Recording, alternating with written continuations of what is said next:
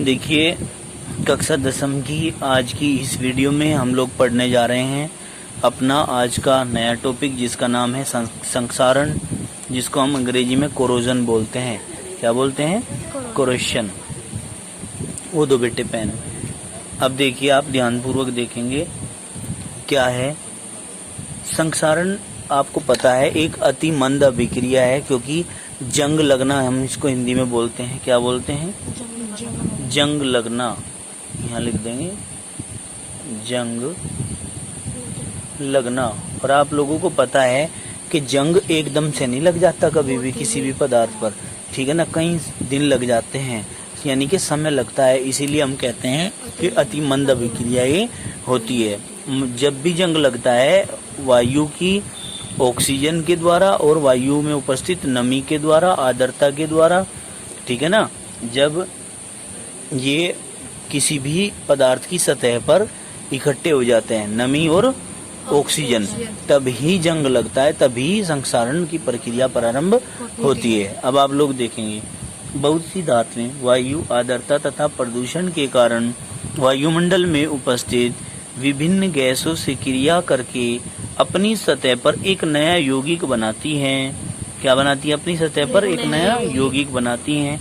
इससे धातु की चमक समाप्त हो जाती है। जो धातु के ऊपर चमक होती है, जिसको हम क्या बोलते हैं? मेटेलिक लस्टर बोलते हैं। क्या अंग्रेजी में क्या कहते हैं? Metallic lustre. वो समाप्त हो जाती है। अतः वायु व जल की उपस्थिति में धातु का धीरे धीरे अक्षय होना संक्षारण कहलाता है। भाई हमने क्या कहा?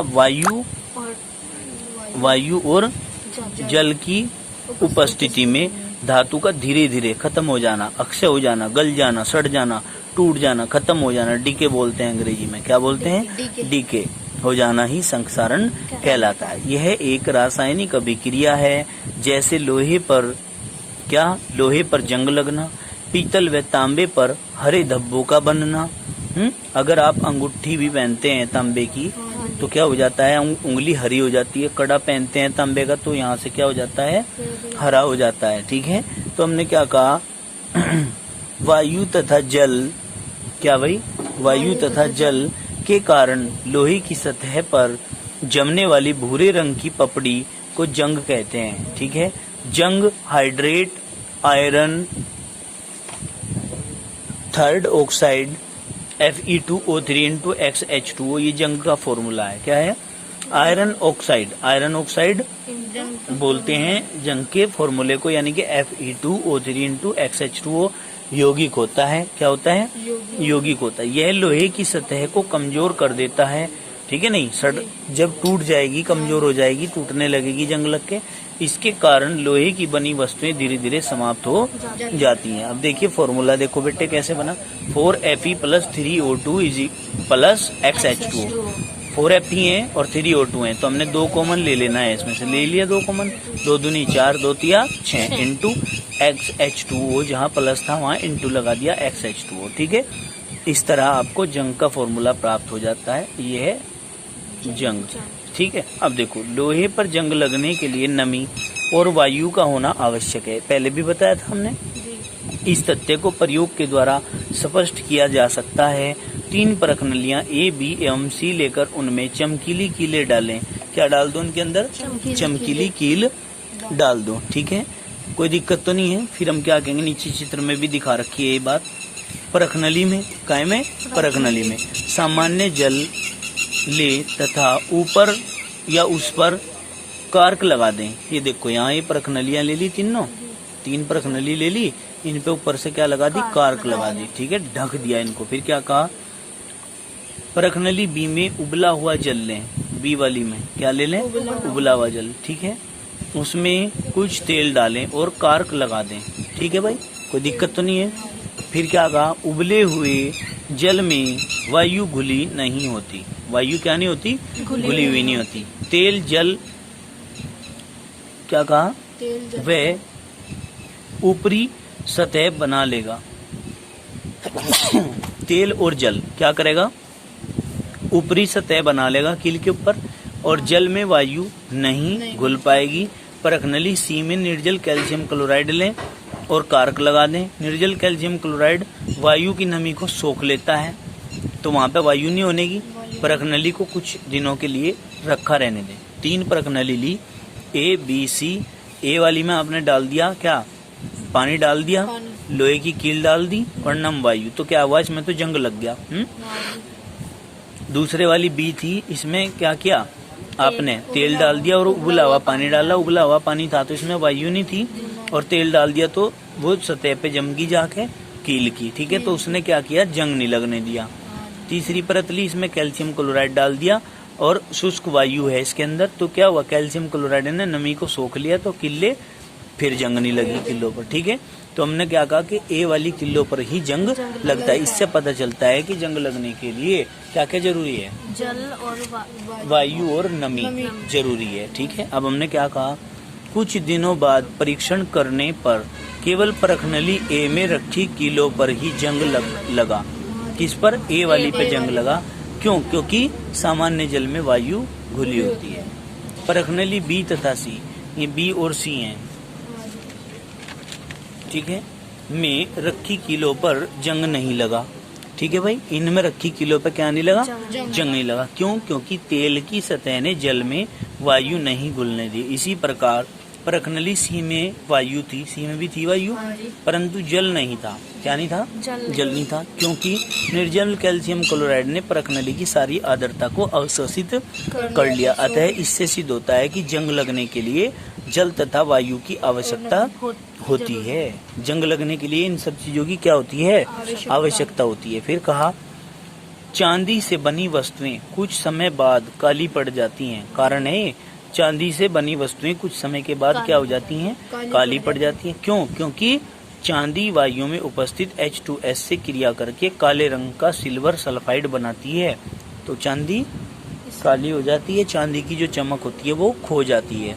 फिर कहा, कॉपर आर्द्र CO2 से क्रिया करके, नमी युक्त मतलब CO2, कैसी CO2, नमी युक्त CO2 से क्रिया करके धीरे धीरे अपनी चमक को खो देता है और हरे रंग का हो जाता है। कॉपर जहाँ होगा वहाँ रंग तो हरा ही होगा, तांबा हरा ही तो करता है। अब आपने कहा फिर आगे चलो भाई, संक्षारण से सुरक्षा। संक्षारण से सुरक्षा कैसे होगी, कैसे हम बचा सकते हैं जंग लगने से, यहाँ से इसे पकड़ो, ठीक है। जंग लगना की प्रक्रिया है, उसे कैसे कम कर सकते हैं, ये जंग लगने की प्रक्रिया है, उसे कैसे हम रोक सकते हैं। तो देखो, सबसे पहला आया इनेमल से, कहीं से, इनेमल, एनिमल नहीं, इनेमल, ठीक है। नहीं, देखो, लोहे की सतह पर रंग रोगन की परत लगाकर, ये गेट वगैरह हैं, अगर इन पे रंग ना करें तो ये तो जंग लग जाएगा। इन पे जंग लगने पर नियंत्रण किया जा सकता है। बसों, कारों, स्कूटर, मोटरसाइकिल, खिड़कियों, रेलगाड़ियों आदि पर इनेमल मतलब पेंट की तरह तह ही जमाई जाती है, उसी को हम कहते हैं इनेमल, ठीक है। तो इनेमल से भी हम इसको बचा सकते हैं। दूसरा पॉइंट आया हमारा, तेल या ग्रीस की तह लगाकर। किसी भी सतह पे क्या कर दो, ये कोई सतह है, इस पे तेल या ग्रीस लगा देंगे हम, तो फिर जंगली लगने का। यदि लोहे पर तेल या ग्रीस की परत, किलो पे हमने तेल डाल नहीं था, अभी प्रैक्टिकल किया तो लगा वहां जंग, तो हमने कहा ग्रीस की परत जमा दें तो नम लोहे के संपर्क में नहीं आ पाती। नमी जो है, नमी वायु, नमी और वायु किसके, लोहे के संपर्क में नहीं आ पाती, जिससे जंग नहीं लगता। मशीनों के पुर्जे पर ऐसा ही किया जाता है, ठीक है। मोटरसाइकिलों के अंदर मोबिल क्यों डाला जा, जंग न लग जाए, एक तो ये कारण है, दूसरे वो पावर भी प्रदान करता है, ठीक है। अब देखो, ग्रीस क्यों डाली जा, इसीलिए डाली जा क्योंकि जंग न लग जा कहीं।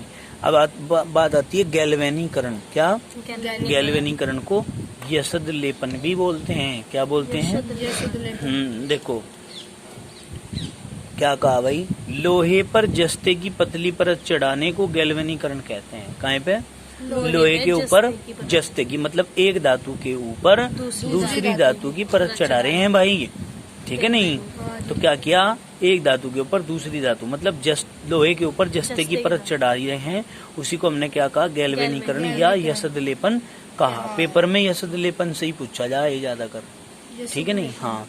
अब हमने कहा, इस विधि से लोहे की बाल्टियों, टबों, ड्रमों, लोहे की चादरों की जंग से रक्षा की जाती है, क्योंकि जिंक क्रियाशील धातु है और यह वायु से क्रिया करती है। क्या करती है? वायु से क्रिया करती है, इसलिए जिंक की सतह जिंक ऑक्साइड में ऑक्सीकृत हो जाती है। काय में? जिंक ऑक्साइड में ऑक्सीकृत हो जाती है। ठीक है भाई।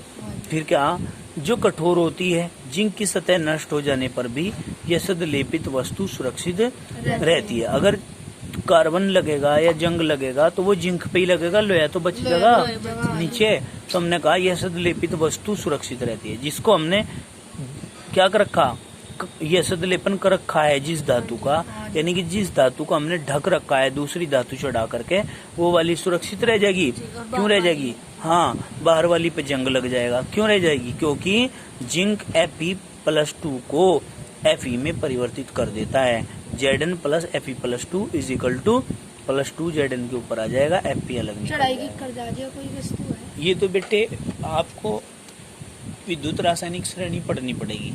वही कारण है कि एक धातु दूसरी धातु को उसके लवण के विलयन से विस्थापित कर देती है। कल हमने वो पढ़ी थी एक विधि, क्या ना, क्या पढ़ी थी?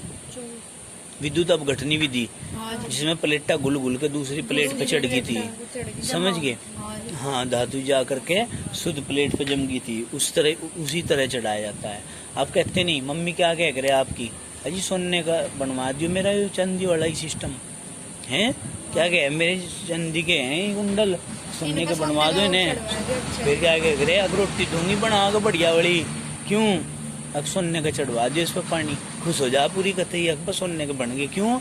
पड़ोस में बुआ में उन्हें फिर कह रहे जी मेरे तो सोने के ही, वो चांदी वालों को ही कह रहे मेरे तो सोने के बनवा के दिए मेरे से। उनने क्या नाम, क्या कह रहे से, हाँ, ठीक है नहीं। अब देखो विद्युत लेपन से क्या भाई, विद्युत लेपन भी तो करते हैं। वो जो कल हमने पढ़ी थी वो विद्युत लेपन ही तो था, विद्युत अपघटनी विधि। एक धातु दूसरी धातु पे चढ़ा दी थी। तो हमने कहा लोहे की सतह पर निकिल, क्रोमियम आदि धातुओं की पतली परत विद्युत लेपन द्वारा चढ़ा दी जाती है। आपने देखा होगा बुलेट के ऊपर निकिल कब करवा दें, ये जो इंजन होता है ना बुलेट का, इसके ऊपर निकिल की परत चढ़वा देना, जब चमक मारे, शाइनिंग मारे, दूर से ही पता कैसा दिखे फिर इंजन, जैसा शोकर के ऊपर नहीं दिख रहा, जैसे इंडिकेटर दिख रहे, ऐसा इंजन दिखे फिर अगर निकिल की परत कर चढ़वा दें। हाँ, समझ गए। तो वाहनों के रिम, हैंडल, बम्पर आदि की रक्षा इसी प्रकार की जाती है। बताओ जरा समझ में आई क्या बात? फिर प्लास्टिक की परत चढ़ा के भी क्या किया जाता है, जंग से रक्षा की जाती है। देखो कैसे, लोहे की सतह को प्लास्टिक से ढक दिया जाता है। ठीक है, यहाँ केमिस्ट्री में क्या कहते हैं इसको, ढाप दिया जाता है। हाँ, ढाप दिया जाता है, लेकिन हम कहेंगे ढक दिया जाता है। लोहे के फर्नीचर की रक्षा ऐसे ही की जाती है। क्या कहा, लोहे की सतह को क्या करते हैं बेटे, प्लास्टिक से ढक देते हैं। लोहे की फर्नीचर की रक्षा ऐसे ही की जाती है। कोई दिक्कत तो नहीं है, प्लास्टिक चढ़ा दें इसमें। दूसरा कहा कलई करके, कैसे? कलई करके। देखो लोहे की सतह पर कलई की परत जमाई जाती है। काहे की?